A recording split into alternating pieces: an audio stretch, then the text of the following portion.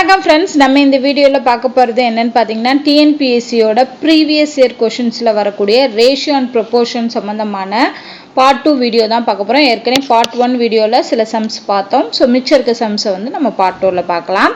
So இதெல்லாம் first பாருங்கள், இங்கே என்ன கொடுத்துருக்காங்க அப்படின்னு சம் ஆஃப் டூ நம்பர், அதாவது இரண்டு எண்களோட கூடுதல் வந்து இரண்டாவது எண்ணோட 116 2/3% எனில் முதல் மற்றும் இரண்டாம் எண்களுக்கு இடையே உள்ள விகிதம் என்ன?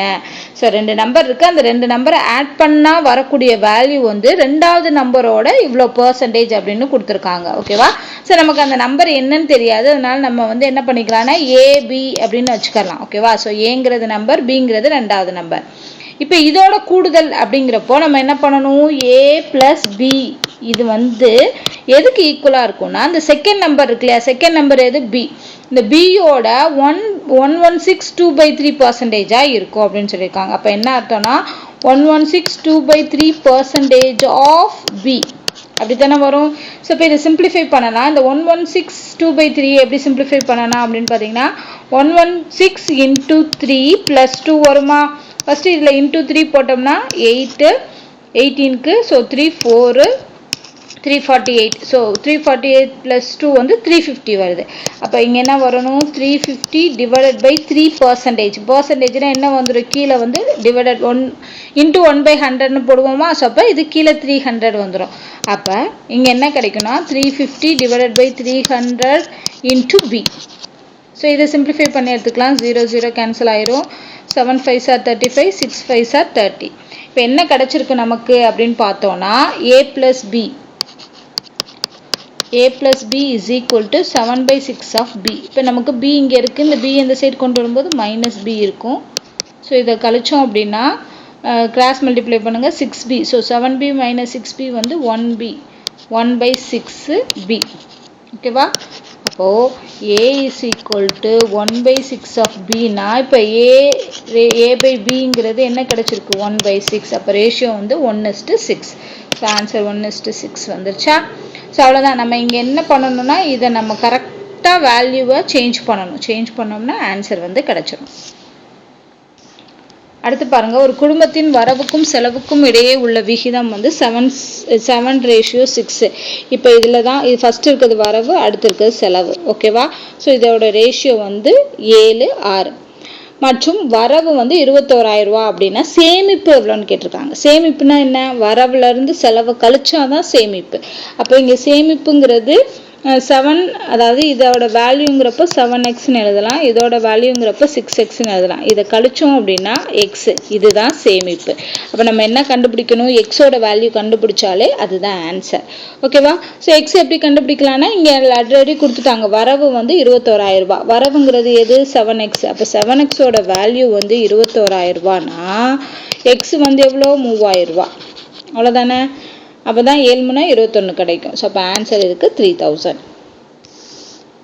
அடுத்து பாருங்கள், எப்பயும் நம்ம செய்யக்கூடிய மெத்தடில் இது ஈஸியாக செஞ்சிடலாம். ஏபி ரேஷியோ கொடுத்துருக்காங்க, பிசி ரேஷியோ கொடுத்துருக்காங்க, அடுத்து ஏபிசி கேட்டிருக்காங்க. ஸோ நம்ம சொன்ன மாதிரி ஏபிசின்னு எழுதிக்கலாமா. ஃபஸ்ட்டு வந்து 4 6, அடுத்ததில் 18 5.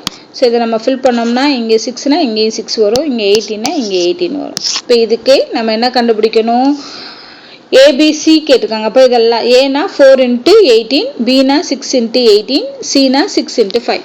இதை நான் மல்டிப்ளை பண்ணுறதுக்கு முன்னாடி அடிக்கிற மாதிரி இருந்துச்சு அப்படின்னா அடிச்சிடலாமா. இங்கே 18 இருக்குது, இங்கே 18 இருக்குது, இங்கே 6 இருக்குது. அப்போ இதை 3ஐயும் 6ஆல் டிவைட் பண்ணலாமா. So 1 6 are 6, 3 6 are 18, 3 6 are 18. அவ்வளோதான், வேறு எதையும் கேன்சல் பண்ண முடியாது. ஸோ அப்போ மல்டிப்ளை பண்ணுங்கள். 4 × 3 12, 6 × 3 18, 1 × 5 வந்து 5. அதாவது இதை மல்டிப்ளை பண்ணணும், அதுக்கு பதிலாக நம்ம என்ன பண்ணலாம், காமனாக இருக்கிறத கேன்சல் பண்ணிவிட்டு மல்டிப்ளை பண்ணோம்னா ஆன்சர் வந்து 12 18 5. அடுத்து பாருங்கள், ரொம்ப சிம்பிளானது, ஒரு ரேஷியோ கொடுத்துருக்காங்க, அதோட ரெசிப்ரோக்கல்னா தலைகீழி விகிதம் என்ன. ஃபஸ்ட்டு இதை வந்து நம்ம ஃப்ராக்ஷனாக எழுதலாம். ஸோ 9/121 எழுதலாம். ஸோ இதுக்கு தலைகீழிங்கிறப்போ இது ரெண்டாக மாறிடும், அப்படியும் மேலேயும் கீழேயும் மாறினா 121 / 9. ஸோ இப்போ இது ரேஷியோ எழுதும்போது 121/9 அப்படிங்கிறத ஆன்சர். அடுத்து பாருங்க, இது வந்து டபுள் ரேஷியோ கொடுத்துருக்காங்க. ஸோ இதுக்கு என்ன அர்த்தம்னா x / 26 அது எதுக்கு ஈக்குவலாக இருக்கும்னா 5 divided by 65க்கு ஈக்குவல். ஸோ இதை சிம்பிளிஃபை பண்ணுங்கள். 1 5s are 5, 1 5s are 5, 3 5s are 15. இப்போ இந்த 26 கிராஸ் மல்டிப்ளை பண்ணோம்னா x is equal to 26 divided by 13. So 113, 2 13s are 26. அப்போ xோட வேல்யூ என்ன கிடைச்சிருக்கு? 2. So answer is 2. அடுத்து பாருங்க, இதுவும் நம்ம ஈஸியாக பண்ணிடலாம். ABCன்னு சொல்லி 3 ரேஷியோ கொடுத்துருக்காங்க. இதில் A/B வந்து 2 3, B/C வந்து 4 5. ஸோ இப்போ என்ன கேட்டிருக்காங்க? C/A கேட்டிருக்காங்க. ஸோ அப்போ இதை ஃபில் பண்ணுங்கள். இங்கே 3 வரும், இங்கே 4 வரும். ஸோ இதை சிம்பிளிஃபை பண்ணோம்னா 4 2s are 8, 3 4s are 12, 3 5s are 15. இப்போ என்ன கேட்டிருக்காங்க? ஃபஸ்ட்டு C கேட்டிருக்காங்க. அப்போ சியோட ரேஷியோ என்னது? 15. அடுத்து ஏவோட ரேஷியோ வந்து 8. ஸோ 15:8, 8:15 போட்டுறக்கூடாது. இங்கே என்ன கேட்டிருக்காங்களோ அதுக்கேற்ற மாதிரி கரெக்டாக அலைன் பண்ணி போடணும். அடுத்த கொஷின் பார்க்கலாம். B பெறுவது போல இருமடங்கு A பெறுகிறார், C பெறுவது போல இருமடங்கு B பெறுகிறார் எனில் B/Cயின் விகிதம் காண்க. அதாவது ABCன்னு சொல்லி 3 பேர் இருக்காங்க. இப்போ நம்ம எப்பயுமே இந்த சிலேருந்து ரிவர்ஸ்லேருந்து தான் வரும். இப்போ சியை நான் எக்ஸ்ன்னு வச்சுக்கோங்க. எக்ஸ்ன்னு வச்சுக்கிட்டேன்னா இந்த ரெண்டாவது கண்டிஷன் பாருங்களேன். சி பெறுவது போல இருமடங்கு பி பெறுகிறார். அப்போ சியை விட பியோட வேல்யூ வந்து இருமடங்கு. அப்போ 2x. சிக்கு எக்ஸ்னா பி வந்து 2x. அடுத்து பி பெறுவது போல், ஃபர்ஸ்ட் இது பார்த்தோம்னா பி பெறுவது போல் இருமடங்கு ஏ பெறுகிறார். பி ஆல்ரெடி என்ன இருக்குது? 2x இருக்குது. இதில் இருமடங்குங்கிறப்போ ஏ வந்து 4x. இப்போ என்ன கேட்டிருக்காங்க? B/C. B/Cனா இது ரெண்டுக்கு மட்டும் ரேஷியோ போட்டோம்னா என்ன வரும்? x கேன்சல் ஆயிரும், 2:1. So answer is 2:1. இதே இது ஏசி கேட்டிருந்தாங்கன்னா 4:1 வரும். ஏபி கேட்டிருந்தாங்கன்னா 2:1 வரும். ஓகேவா? ஸோ அது எது கேட்டிருக்காங்களோ அதுக்கேற்ற மாதிரி ஆன்சர் பண்ண வேண்டியதான். அடுத்த கொஸ்டின் பாருங்க. இந்த மிக்சர் அண்ட் அலிகேஷன் மாதிரி வரும். இதில் என்னன்னு பார்ப்போம். 10 லிட்டர் கொள்ளளவு கொண்ட 3 பாத்திரங்களில் முறையே 2:1, 3:1 மற்றும் 3:2 என்ற விகிதத்தில் பாலும் தண்ணீரும் கலந்த கலவையால் நிரப்பப்பட்டுள்ளது. ஓகேவா? ஸோ 10 லிட்டர் மொத்தமே வந்து 10 லிட்டர் தான். அதில் 3 பாத்திரம். ஓகேவா? ஸோ ஃபஸ்ட்டு பாத்திரம் 2:1 ரேஷியோவில் இருக்குது, ரெண்டாவது பாத்திரம் 3:1, மூணாவது பாத்திரம் 3:2ங்கிற ரேஷியோவில் பாலும் தண்ணீரும் இருக்குது. இப்போ 3 பாத்திரத்தில் இருக்கிறதையும் தூக்கி எல்லாத்தையும் ஒரே பாத்திரத்தில் ஊற்றினதுக்கப்புறம் இந்த பெரிய பாத்திரத்தில் உள்ள பால் மற்றும் தண்ணீரோட விகிதம் என்னன்னு கேட்டிருக்காங்க. ஸோ ரொம்ப சிம்பிள் தான். ஃபஸ்ட்டு பாருங்கள், 2:1, 3:1, 3:2. இது வந்து பால், இது தண்ணீர். இதுவும் 10 லிட்டர் கொள்ளளவு, இதுவும் 10 லிட்டர் கொள்ளளவு, இதுவும் 10 லிட்டர் கொள்ளளவு. ஸோ இப்போ 3மே 10 லிட்டர் கொள்ளளவில் இருக்குது. நான் ஃபஸ்ட்டு என்ன பண்ணுறேன்? பாலுக்குரிய வேல்யூ மட்டும் நான் கண்டுபிடிக்க போகிறேன். எப்படி கண்டுபிடிக்க போகிறேன்னா, ஃபஸ்ட்டு 10 வந்து காமனாக, இப்போ 10 வந்து 3க்குமே இருக்கிறதுனால 10 நான் காமனாக எடுத்துகிட்டு இப்போ பாலோட ரேஷியோ மட்டும் கால்குலேட் பண்ண போகிறேன். எப்படின்னா, இப்போ மொத்தம் 3 பங்குனா 3ல் 2 பங்கு வந்து பால். அப்போ 2/3ன்னு எழுதலாமா? அடுத்ததுல வந்து 4 பங்கு, அதாவது 3 1 4, 4ல் 3 பங்கு. ஸோ 4 3. அடுத்தது இங்கே பாருங்க, மொத்தம் 5 பங்கு, 5ல் 3 பங்கு. ஸோ இது வந்து பாலுக்குரியது மட்டும்தான். பாலுக்குரியது மட்டும் நான் எழுதியிருக்கேன். இப்போ இதை சிம்பிளிஃபை பண்ணலாம். எப்படி சிம்பிளிஃபை பண்ணலாம் அப்படின்னா, கீழே பாருங்க, 5 20, 20 3 60. ஸோ டோட்டலாக எல்சிஎம் எடுத்தோம்னா 60 வருது. அப்போ 2ஓட எதை மல்டிப்ளை பண்ணணும்? 5 × 4 20, 20 × 2 40 வரும். 3க்கு பார்த்தோம்னா 5 15, 15 3 45. 3க்கு பார்த்தோம்னா இந்த 3 12, 12 × 3 என்ன வரும்? 36. ஓகேவா? கிடைக்குது. ஸோ அப்போ இங்கே 10, இங்கே 60 டிவைடரில் இருக்குது. அடித்தோம்னா கீழே 6 மட்டும் இருக்கும். இப்போ இதை சிம்பிளிஃபை பண்ணோம் அப்படின்னா என்ன வருது? 121 / 6 கிடைக்கும். இப்போ பாலுக்குரிய ரேஷியோ மட்டும் 121 / 6. ஓகேவா? ஸோ இதை மட்டும் நம்ம எடுத்துக்கலாம்.